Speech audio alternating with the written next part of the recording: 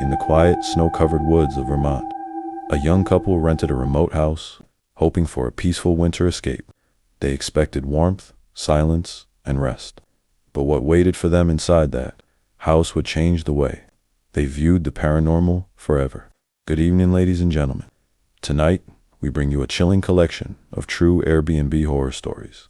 Before we begin, don't forget to like the video and, if you have your own terrifying experience, submit it to us.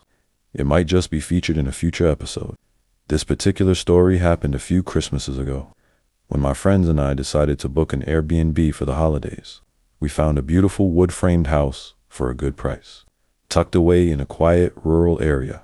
What we didn't notice at least not until we arrived, was the old graveyard directly across the road, a detail that instantly made all of us uneasy. After a long, exhausting drive, we rolled up to the house, unpacked our bags, and took a moment to settle in.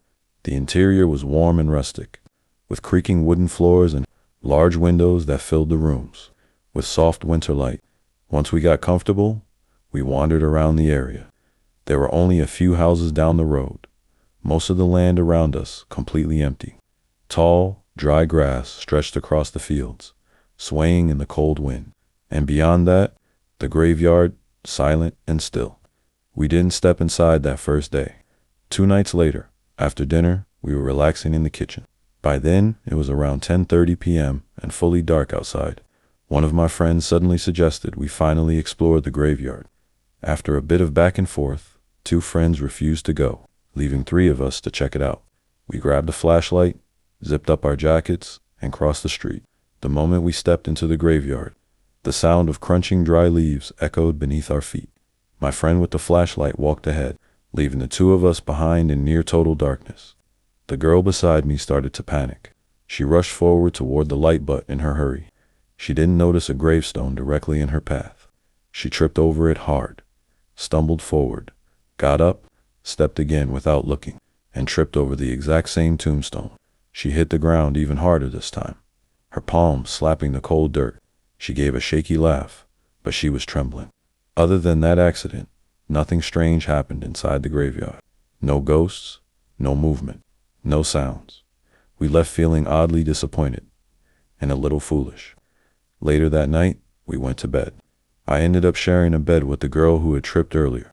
Around 2 a.m., she suddenly grabbed my arm and shook me awake. Her eyes were wide, her face pale.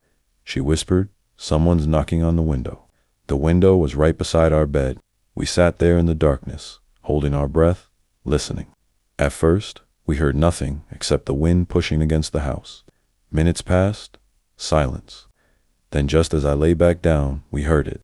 A knock, soft, but unmistakable. This time, coming from the wall. We froze. We whispered to each other that if it happened again, we'd wake our friends. So we stayed perfectly still, staring into the darkness, waiting. After what felt like forever, it happened.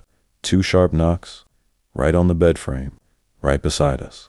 We both jumped out of bed instantly and ran to wake the others. They listened to us, but no matter how we explained it, they didn't believe anything supernatural had happened. To this day, we still don't know what knocked on that window, that wall, and finally, the bed we were sleeping in. And even now, years later, the memory sends a cold shiver straight down our spines.